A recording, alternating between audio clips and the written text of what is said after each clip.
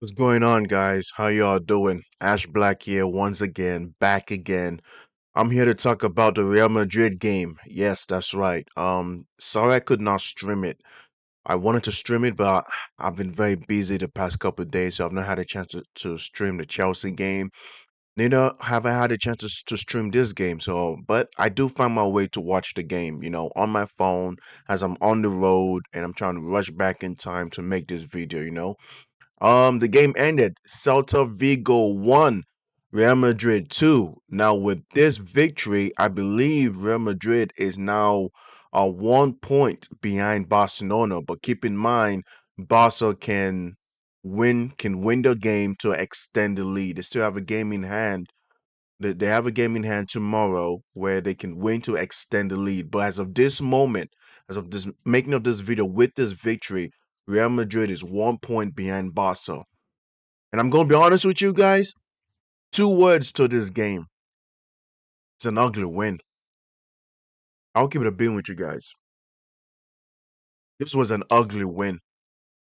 This was a bad. This was such an ugly game. I ain't gonna lie, it was such a boring ass game.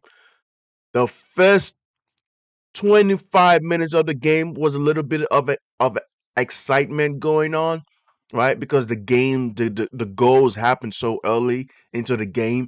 But honestly, I was so bored. Like in large parts of the game, even the first half, even in between the goals being scored, it was still a boring game. Like most of the action was mostly happened in the middle of the pitch where guys was trying to tackle and press each other, right? Neither teams was very aggressive. Neither team has such a high intensity, right? Celta Vigo would try to play the long balls with a deep block. Real Madrid would dominate ball possession, but when it gets to the final third, it's like it's like all the IQ and brains is sucked out of their heads because they don't know how to make those clinical passes, those line breaking passes in the final third, bro. I was like, what the hell am I watching, bro? It was such an ugly win. Very disappointing of a game.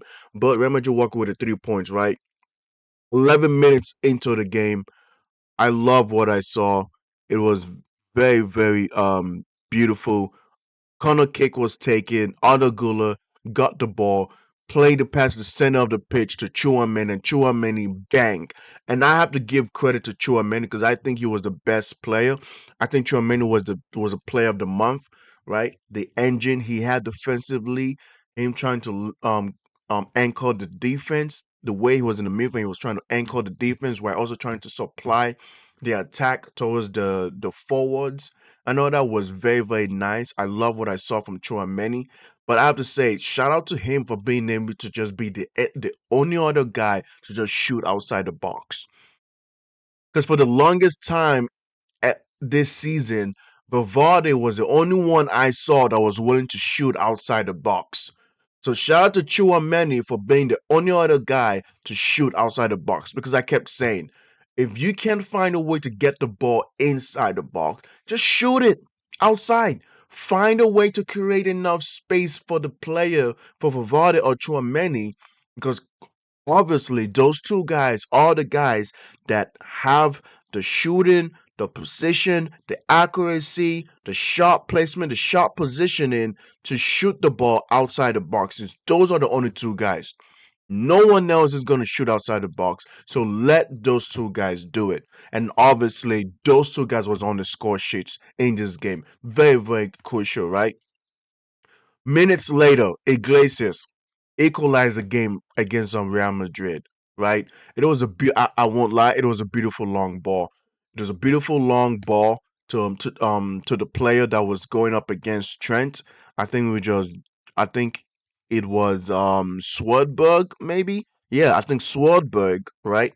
Got the long ball pass. And honestly, I felt like Trent could have done a better job stopping that play or at least slowing him down. Let him walk for it. Because the way he easily received that long ball pass and made the assist, it was too easy. I feel like Trent is he's so terrified right now of trying to injure himself.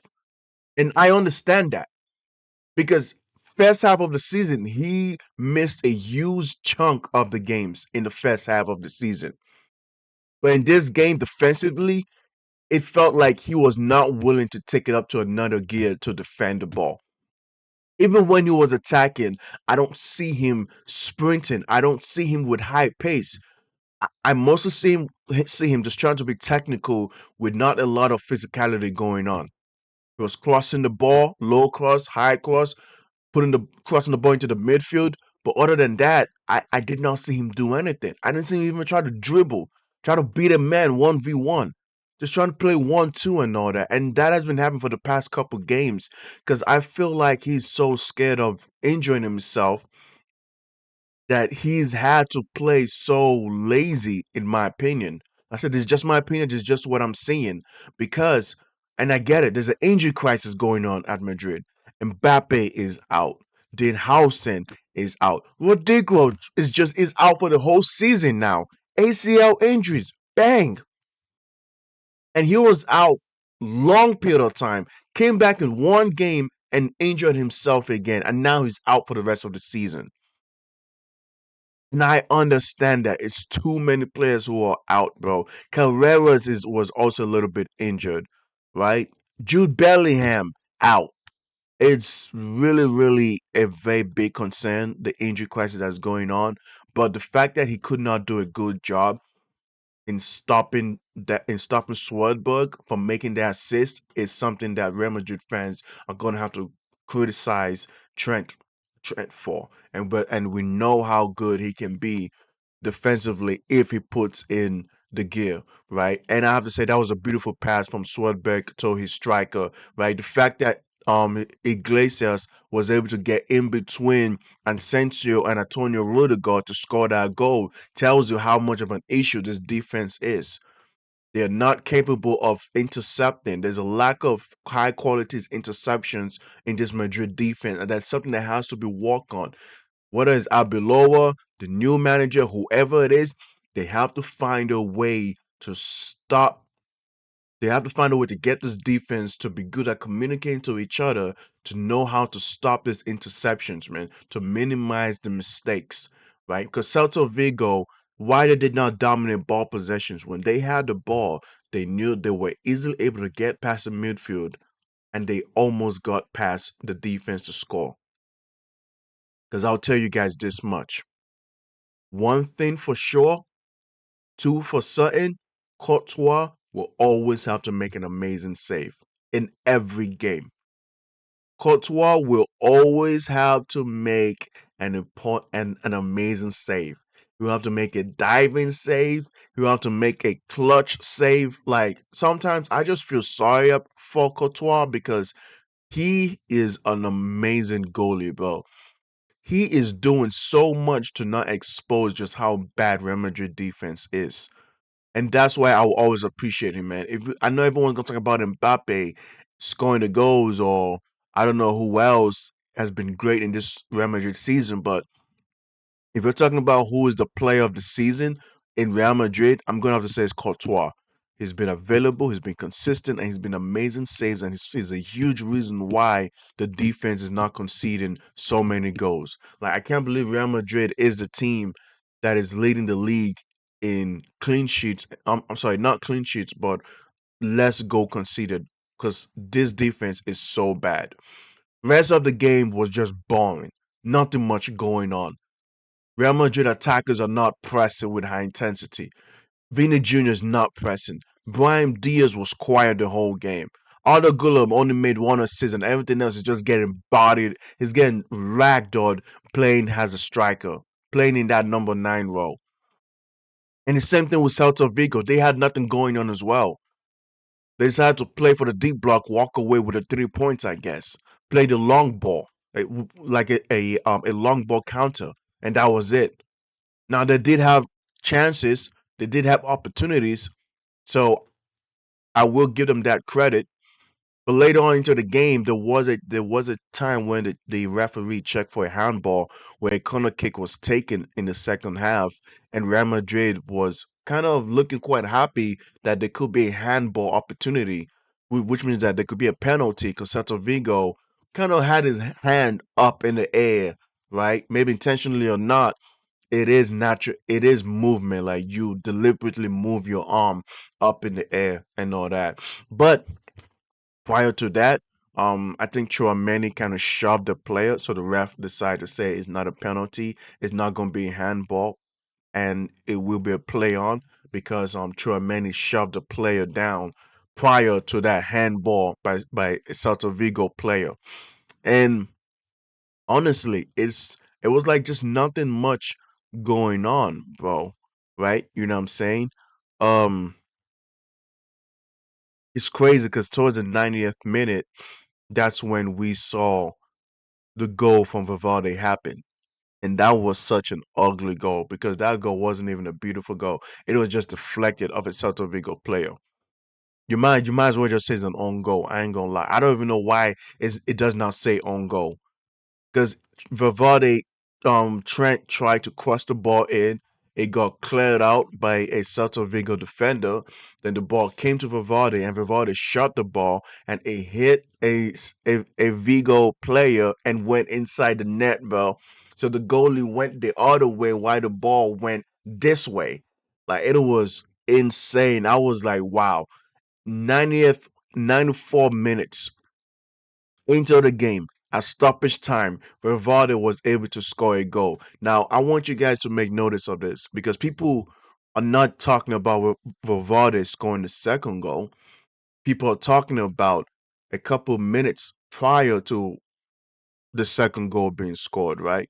Thiago kind of injured a player, like kind of just I won't say injured, but he made him the when before they could get the ball, Celta Thiago from Real Madrid, he did not win ball possession by making contact with the ball.